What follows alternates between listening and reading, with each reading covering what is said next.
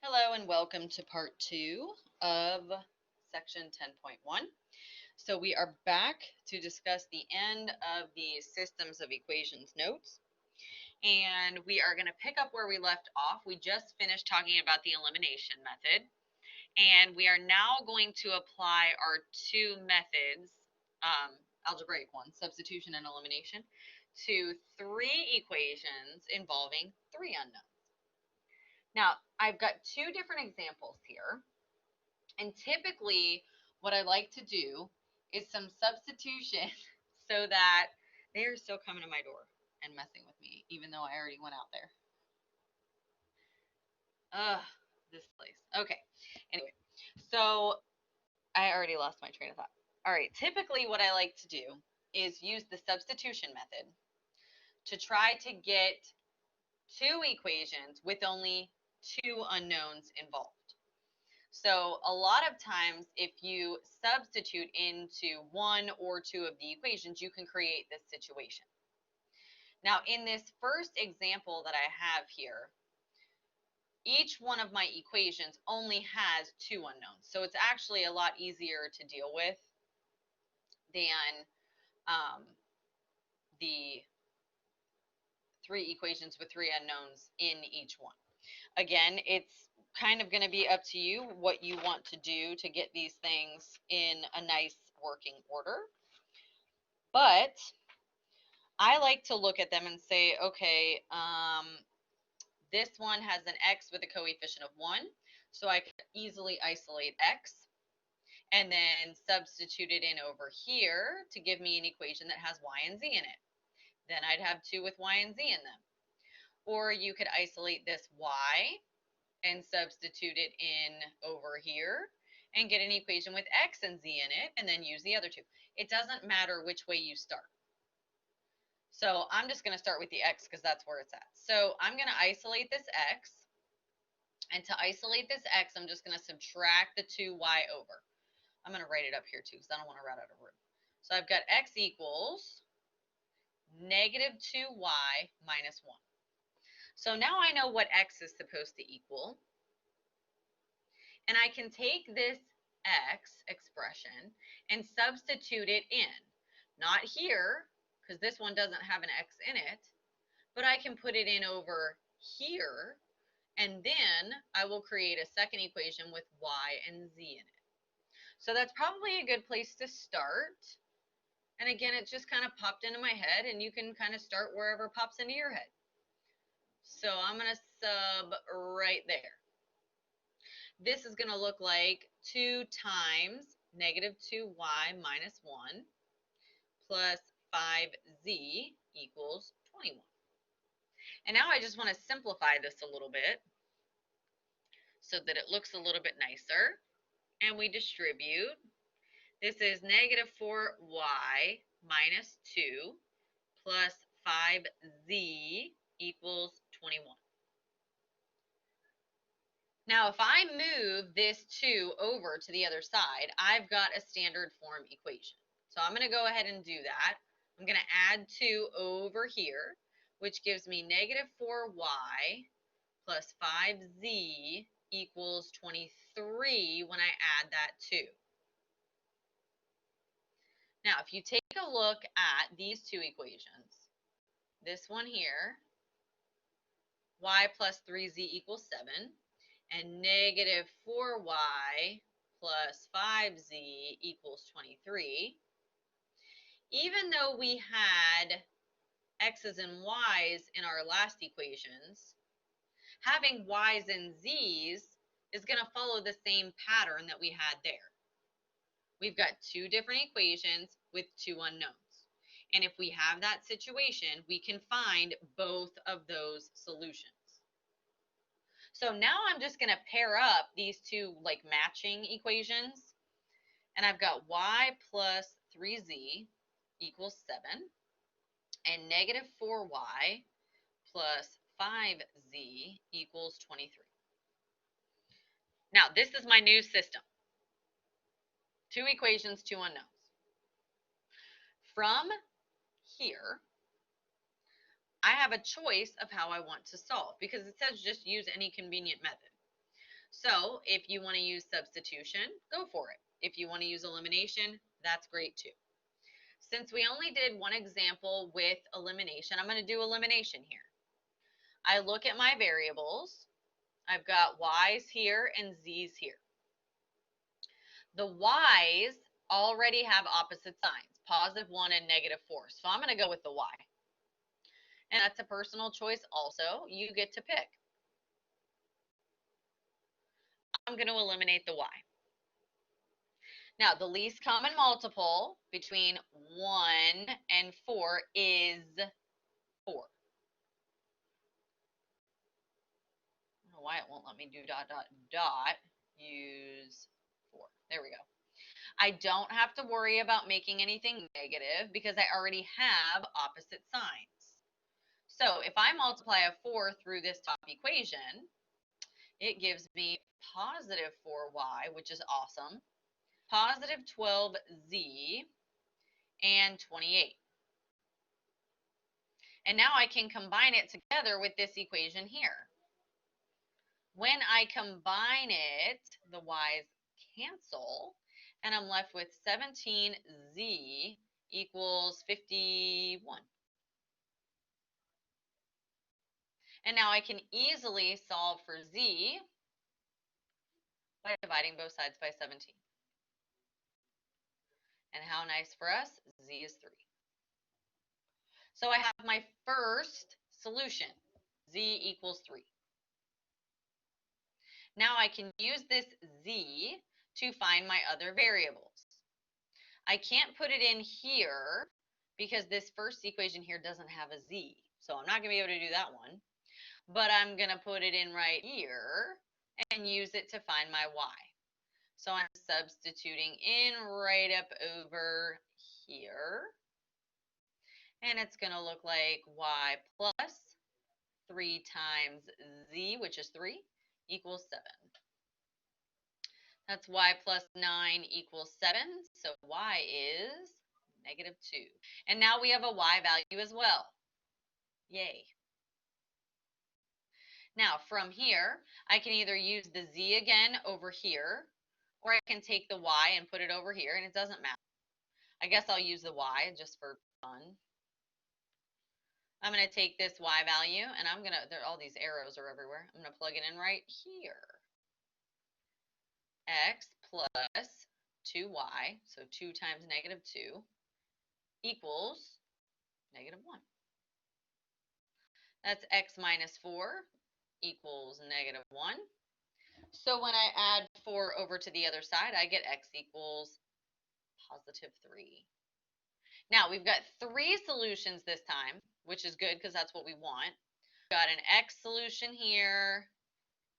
We've got our y solution right here.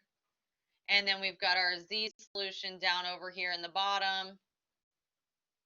3 different equations, 3 unknowns, 3 solutions. Now, once you have all 3 of your solutions, you still have to put them in the proper form for your final answer.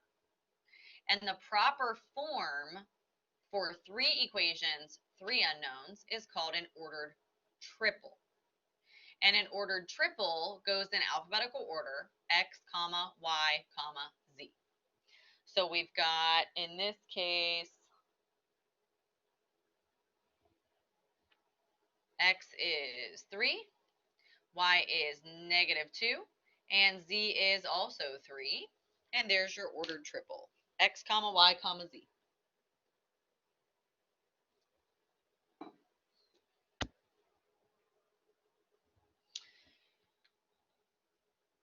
So, lots of use of both of the different methods. Substitution, elimination, substituting, lots of different ways to do these. The way that I did it is not the only way to do it. There are many ways that you can do these and get the same answer at the end. Just make sure that as you're going through, your signs are correct and all of the math is right. So opposite operations, the distribution, everything is happening the way that it's supposed to. As long as all the signs stay right while you're going and you multiply correctly and you're moving things correctly, whatever method you choose to go with is going to work. So let's take a look at the third one. The next one. The next one has 3 different equations, all containing 3 unknowns. So when this is the case, I pick one of my equations, isolate one of the variables, and replace that variable in both of the other equations with its expression. And again, it doesn't really matter where you start. Go with what's ever easiest for you. I like to hone in on equations that have a variable with no coefficient, if it's possible. If that happens and there's more than one, just pick one. And if there's only one, then go with that one.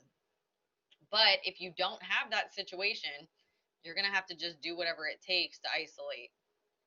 Otherwise, you can use the elimination method and eliminate the variable twice. I like substitution better to do that for me. So, in this example, my 3 equations and 3 unknowns, the first thing that draws my attention is this thing right here. The very first equation, very first variable, has a coefficient of 1. So rather than look anywhere else, I'm just going to go with this. I'm going to isolate my x in this equation. To isolate the x, I subtract the y's over, I subtract the z's over. So it's going to look like x equals 8 minus 2y minus z. Now, x has this kind of ugly expression, but if I replace the x's in both of the other equations with this expression, I now have created 2 equations that only have y and z in them. So if I have 2 equations with 2 unknowns, I'm basically in the same boat that I was in the last one. And so that's where I'm going with this. I'm going to take what x equals, and I'm going to put it in right here and over here. So we substitute. The first equation, 2 times 8 minus 2y minus z minus 3y minus 4z, I don't like that 4z equals negative 16. All of that for that first equation. Second equation, 8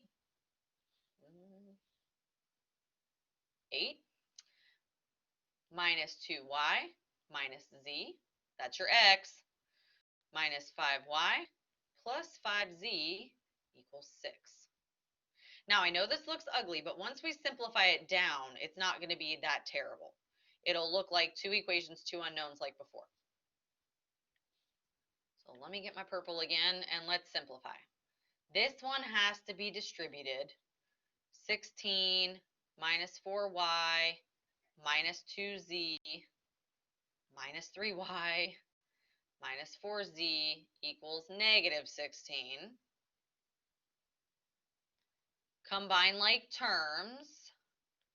So we've got, oh my gosh, 16 minus 7y minus 6z equals negative 16. And then if I just move this 16 over, I'll be in standard form, close enough. So I'm going to subtract 16 over. That gives me negative 7y minus 6z equals negative 32. Subtracting 16 doesn't cancel, it combines. They're both negative. So there's my first equation that I'm going to be using here in a second. Highlight it so we don't lose it. Here it is right here. All right, so this guy is my first equation that only has 2 unknowns in it. When we simplify this second equation here, this second equation is also going to have just 2 unknowns. All right, so over here we don't have to distribute. We can just combine like terms. So this is 8 minus 7y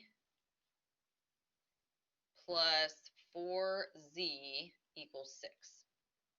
And again, if I subtract this 8 over, I'm in good shape. So negative 7y plus 4z equals 6 minus 8 gives me negative 2. And there's my second equation. Wonderful.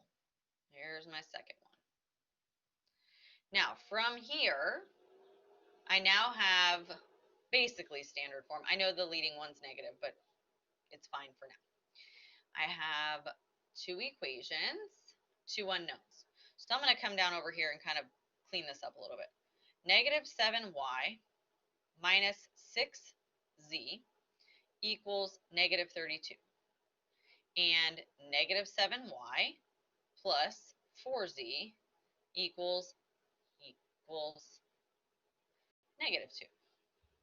Now, before you get excited, because a lot of people will want to get excited, negative 7 and negative 7 don't cancel. Negative 7 and negative 7 combine to give you negative 14. So we cannot cancel yet. But having the same coefficient is one of the things I told you to look for, because if the coefficients are the same, you can very easily fix this so that they cancel if you multiply one of them by a negative. It doesn't matter if you do the top one or the bottom one. I just did the top one because it was first. And doing this is going to change all the signs, giving me positive 7y, positive 6z, and positive 32. The bottom one doesn't have to change because it has the negative that we want. Negative 7y plus 4z equals negative 2. And now, just that easy, we have the same coefficient with opposite signs, which means they cancel. The rest of it is going to combine. So here we have 10z equals 30. And when I divide by 10, z is 3. Wonderful. Now, from here, I can't go back into the originals, because if I go back into the originals, I'll still have two variables left. So I'm going to have to go back into one of these guys over here that only has two variables in it. And again, it's not going to matter which one we pick. I'm going to go back into this bottom one over here just because it's kind of out of the way over here on the left side. And I'm going to substitute z equals 3 in here for z. So I've got negative 7y plus 4 times 3 equals negative 2. Negative 7y plus 12 equals negative 2. This is a two-step equation from here. So I'm going to subtract the 12. That gives me negative 7y equals negative 14. And then when I divide both sides by negative 7, how nice, y equals positive 2. So now I have a y value as well. If we have 2 out of the 3 variables, we can find the third by doing a final substitution back into one of these original guys up here. I'm going to go all the way back into this top one way up here where x is isolated. But again, any of these original equations is going to give you the correct final answer. So whichever one you feel most comfortable with. I'm going into x equals. All right, so x equals minus 2 times y, which is 2, minus z, which is 3. So this is 8 minus 4 minus 3. And that's what, 1? 1. And there's your x. x, y, z, 1, 2, 3. That just happened to be a fluke. That doesn't always happen. But it's fun when it does, when they're in order. So there's your final answer as an ordered triple. So a bit more involved in this one, again, because each one of the three equations had all three of the unknowns. So it was a little bit more involved trying to get us to a point where we could actually solve. But again, if you use substitution in two of the equations, you'll end up with two equations with two unknowns, and you can go from there. So we've seen quite a bit of elimination, which is good. Now I'm going to skip ahead into some application problems. An application is just a nice word for word problems. So there are going to be some word problems associated with these systems of equations. A lot of times when we're dealing with these, you're going to be dealing with an equation that represents a total amount and an equation that represents a weighted amount. And that's the two equations that are going to make up your system. Now, we are going to see one where we have a system with three unknowns again, and it's super fun because I already looked at it. So let's scroll down here, and I'm going to go to right here. Charles is inheriting some money. Okay, so Charles inherits $15,000. That's the total amount, and he's investing it in two different bonds. Okay, so there's two different bonds that he's using. That means that when I define my variables, I'm going to let the first bond be the x and the second bond be the y. This is the amount in the first one and the amount in the second one. The total amount that he is investing is $15,000. So the first equation is going to come from the amount in the first one and the amount in the second one added together equal to the total amount of his investment. That is the total equation. Now, the second equation is going to come from the weights given, in this case it's percentages, for each one of the bonds that he's using.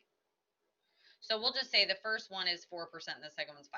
Okay, so when you are using percentages in an equation, most of the time you do not use them as a percent. You change them to a decimal. So we're not going to use 4% and 5%. Instead, we are going to use 0.04 and 0.05. Now, the weighted amount comes from multiplying each one of the dollar amounts by its weight. In this case, again, it's percentage. And that's going to give me this new amount down here, which is like the weighted total. So in this case, we'll say 0.04x plus 0.05y equals 690. So total, weighted total. Now from here we get to decide how we want to solve, and it's completely up to you how you solve. I would probably use the elimination method because each one of these has a coefficient of 1. So all you'd have to do is multiply by negative one of these coefficients and it would work. So I'm going to eliminate the x in this one, and I'll just multiply the top equation by negative 0.04. If I multiply the top equation by negative 0.04, negative 0.04 times x gives me negative 0.04x, negative 0.04y, and negative 0.04 times 15,000, I didn't do this one, negative 0.04 times 15,000, 15,000 is negative 600. The bottom equation does not have to change because we have same coefficient opposite signs on our x's.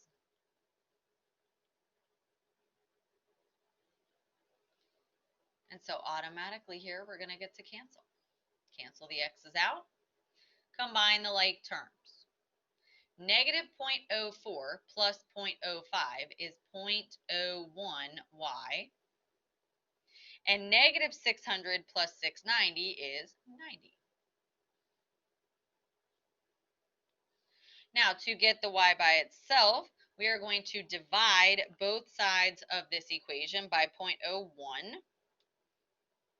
And when I divide both sides by 0.01, I get that y equals 9,000. Now, 9,000 then is the dollar amount invested in that second bond, which is the 5% bond. We still need to find the amount invested in the 4% bond. So from here, we do a substitution, and our substitution can be back into either one of these guys. I'm going into the top one, and we're substituting 9,000 in. So x plus 9,000 equals 15,000. And to get y by itself, you take 15,000 and subtract the 9,000 over, and you should get 15,000 minus 9,000. Oh, I hit a button wrong. I was like, it came up 14,000. I typed the wrong thing in. I knew that wasn't right. So I subtract my 9,000 over, and I get x equals 6,000. And it's dollars. $6,000 in the 4% account.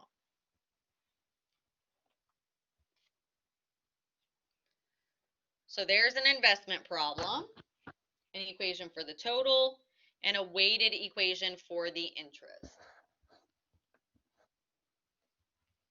Now, there are two more that I want to talk about. This problem is a very common type of problem in systems of equations. It's called a solution problem or a mixture problem. It's where you are taking two different types of something. In this case, it's solutions. Sometimes it's nuts or two different types of chocolate or two different kinds of truffles or something like that. And you're making a mixed bag of these two different things.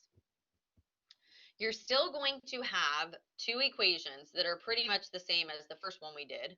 We have a total equation and then a weighted total equation. So the total equation comes from x plus y equals whatever the total is. And the second equation brings in all the percentages. So we're going to set this up again. And I'm going to start by defining my variables because I always think that's the best thing to do. If we're going to use x and y, let's let x be the 12% solution, and we'll let y be the 30% solution. So it's the amount of each one of these that we're dumping into this bucket or whatever. Now, our total is 60 ounces, which means that the total equation is going to look like x plus y equals 60. Now, the weighted total equation is going to come from our percentages. And then in this one, it's a little bit special because we have to find out how much the weighted total is with the final solution. And you do that by multiplying the weight for the final mixture times the number of ounces you want for the final mixture. So we're going to need that value. So I'm going to just come off to the side. 60 times 0.18, oops, I don't want to close it yet, equals 60 times 0.18 is 10.8. That's the weighted total. In the last one, it already figured it out for us. It had taken the percentages into consideration. In this one, it did not, so we have to find that. So my second equation is going to look like 0.12x plus 0.3y equals 10.8. And there's my weighted total. Now, once again, I have two standard, well, mostly standard form equations here. So I would use elimination here to solve this. This time, just to be different, let's eliminate the y. But again, it's not going to matter. Because both of these coefficients are 1, I can easily turn either one of them into the other one, but with an opposite sign. So if I'm going to eliminate y this time, I'm going to multiply the top equation by negative 0.3. When I do my distribution, it's going to change the signs on these and also give both of these ones a coefficient of 0.3 and change this guy as well. So let's see what happens. Negative 0.3 times x. Negative 0.3 times y. Negative 0.3 times 60. The bottom equation doesn't have to change.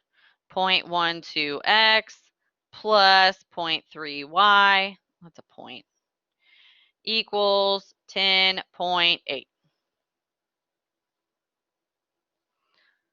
Now, I have same coefficient opposite signs on my y's, which is good because that's what I wanted.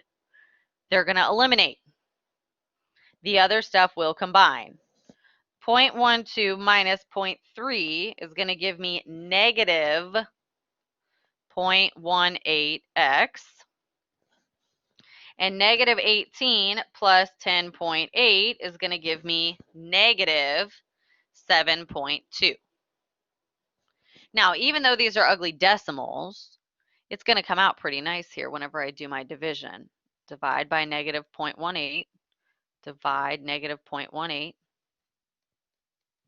and negative 7.2 divided by negative 0.18 equals 40. So we have 40 ounces of the 12% solution. You're distracting me. Everybody has too much time on their hands around here, except me. Okay, so the 12% solution is 40 ounces. Now, if the total is supposed to be 60 and we already have 40, it's pretty obvious that there's 20 ounces of the other one. But if it wasn't, you would just plug into this top equation here, and 40 plus y equals 60, so y is 20. And so there's our solution for our mixture problem. So the last two were pretty similar to each other. The difference here is that we had to find the weighted total as well for our weighted equation. But still pretty straightforward as far as the solving goes. We did have some decimals in there, but because of the regular x's and y's, we were in pretty good shape. Now, this last example we're going to look at has 3 unknowns in it. So it's talking about money. And we're talking about quarters, dimes, and pennies. So I used Q and D and P for my variables, just because I thought that would keep it straighter and easier to deal with, and didn't change it to x's and y's. You can use whatever variables you want whenever you're going through these. So whatever makes you the most comfortable, that's going to be what you want to go with. So in my equation, because I am talking about this money, I'm going to start by defining my variables, and I'm going to let D be dimes, Q is quarters, and P is pennies. Now, you are still going to have a total equation and a weighted total equation, but we are going to have a third equation in order to solve for all 3 of these variables, because you've got to have 3 equations when there are 3 unknowns involved. So we're going to read through this thing and see what we can pull out. We start off with Deianira empties her pockets and finds 42 coins. Now 42 is the total number of coins. So that's going to be my initial total equation. D plus Q plus P equals 42. 42 total coins. Then we've got this little bit of information. Twice as many pennies as dimes and quarters total. This is probably the most confusing equation to write just because of how it's worded. But this is a key equation here. If we don't have this equation, we cannot solve all of these for all of these variables. So my penny equation, because it's telling me how many pennies there are, twice as many as the dimes and quarters total. That means for my pennies, I have twice as much as the dimes and quarters total. D plus Q is the total of the dimes and quarters. I have twice as much, and that's what my pennies are. Now, I'd probably just go ahead and simplify this a little bit. 2D plus 2Q, because we are going to use it quite a bit. So this is what I'll use for my equation. The last equation is the weighted total, and it comes from the total value of the coins. The total value of the coins is $2.13. So to write our weighted equation, we need to bring in the weights of all of the coins individually and set it equal to 2.13. So for example, quarters, oh, this is dimes. Dimes are worth 10 cents, so 0.1D plus. Quarters are worth 25 cents, so 0.25Q plus. Pennies are worth 1 cent, so 0.01P, and that's the weighted total, and it equals $2.13. Now, these are my three equations that I'm working with in my system. The total equation right here, the penny equation, which is kind of the key to this whole thing, 2D plus 2Q, that's what P equals, and then our weighted total here. Weighted total brings in how much each coin is worth and sets it equal to the weighted total of the money, and that's what we're going to use. Now, notice that in that middle equation, P is already isolated, which means I can take this expression that P is supposed to be equal to, and I can substitute it in right here and down here. And what it's going to do is give me two equations with two unknowns. So that's where I'm going to start. Substitute in that P. All right, so we've got D plus Q plus penny is 2D plus 2Q equals 42. We combine like terms. We've got 3D plus 3Q equals 42. And there's equation number 1 that we're going to use. Do it again down here. 0.1D plus 0.25Q plus 0.01 times 2D plus 2Q equals 2.13. I think I can move this over a tiny little bit. Let me try so that it's not cut off. There we go. All right, now this second one I have to simplify a little bit, which is kind of aggravating because of all these decimals. But 0.1D plus 0.25Q plus distribute 0.01, times 2D is 0.02D. 0.01 times 2Q is plus 0.02Q equals, man, I'm going to run out of room again. I'm going to scroll over a little tiny bit more. All right, 2.13. And I'm going to combine some like terms here. 0.1 and 0.02 gives me 0.12D. 0.25 and 0.02 gives me plus 0.27Q equals 2.13. There's my second equation. So these two equations, I'm going to highlight them again. Let's just make colors all over the place. Here's this guy. First equation has D and Q in it. Here's this guy. Second equation has D and Q in it. Yay. So I'm going to bring these two guys together, and that's what I'm going to use to find D and Q.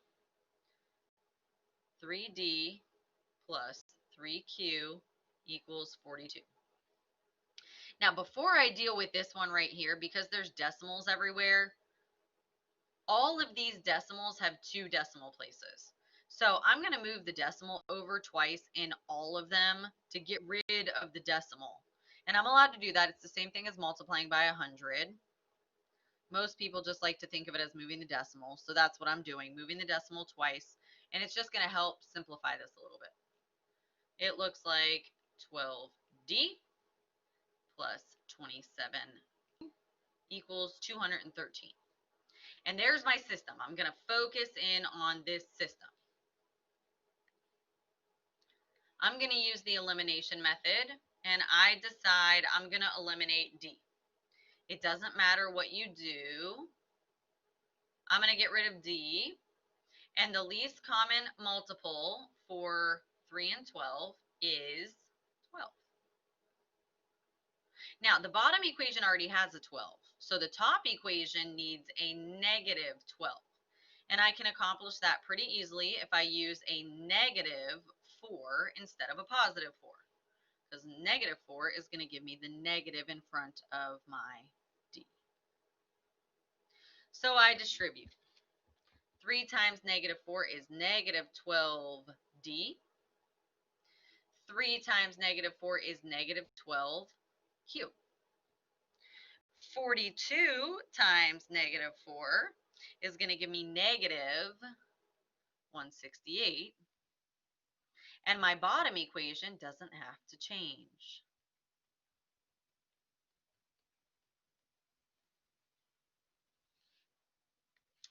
Beautiful. D's cancel. 27 minus 12 is going to give me 15Q. And negative 168 plus 213 is going to give me positive 45. To solve this equation for Q, divide by 15.